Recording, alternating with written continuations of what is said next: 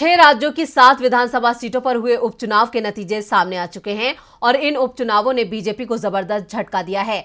Party दावा कर रही थी कि 7 में से 6 सीटों पर उसकी जीत होगी, लेकिन जो नतीजे आए उसने बीजेपी की चिंता बढ़ा दी है।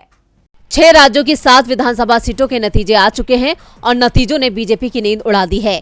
हिमाचल और गुजरात विधानसभा सीट की वोटिंग से पहले आए इन नतीजों से पार्टी की चिंता साफ दिख रही है। 7 सीटों में से बीजेपी ने 4 पर जीत हासिल की है, जबकि आरजेडी, शिवसेना, उद्धव ठाकरे और तेलंगाना राष्ट्र समिति को एक सीट पर जीत मिली है। बीजेपी भले ही सीटों के मामले में बाजी मारती दिख रही हो, लेकिन वोटों के मामले में उसे जबरदस्त झटका लगा है। बिहार की मोकामा सीट पर बीजेपी ने 27 साल बाद उम्मीदवार उतारा था, लेकिन बीजेपी उम्मीदवार सोनम देवी को आरजेडी की नीलम देवी ने 16,741 वोटों के अंतर से हरा दिया। बिहार की गोपालगंज सीट बीजेपी जीतने में जरूर कामयाब रही, लेकिन इस जीत में AIMIM और लालू यादव के साले का सबसे बड़ा योगदान रहा। 2020 में गोपालगंज सीट से बीजेपी के सुभाष सिंह करीब 30,000 वोटों से जीते थे, लेकिन इस बार बीजेपी की कुसुम देवी 1794 वोटों से जीत पाई।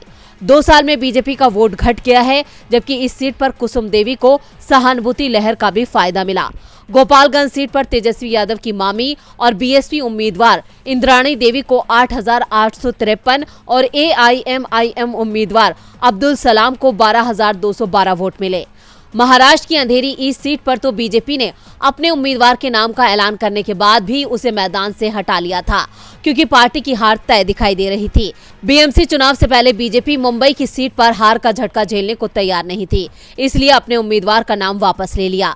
बीजेपी को सबसे बड़ा झटका तेलंगाना के मुनुगोडे सीट पर लगा है। यहाँ पार्टी अपने उम्मीदवार कोमाटी रेड्डी राजगोपाल रेड्डी की जीत तय मान रही थी। कोमाटी रेड्डी 4 साल पहले भी इस सीट से कांग्रेस की टिकट पर जीते थे, लेकिन बाद में उन्होंने पार्टी से इस्तीफा दे दिया और बीजेपी में शामिल हो गए। चुनाव से पहले पीएम मोदी ने भी यहां रैली की थी, लेकिन फिर भी कोमाटी रेड्डी को हार का सामना करना पड़ा।